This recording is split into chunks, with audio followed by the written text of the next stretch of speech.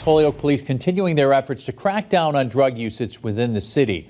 Around 6 last night, police were doing a well-being check and they checked in on a person who was slumped over a running car near Suffolk and Linden Streets. Officers noticed crack cocaine and drug paraphernalia in that car.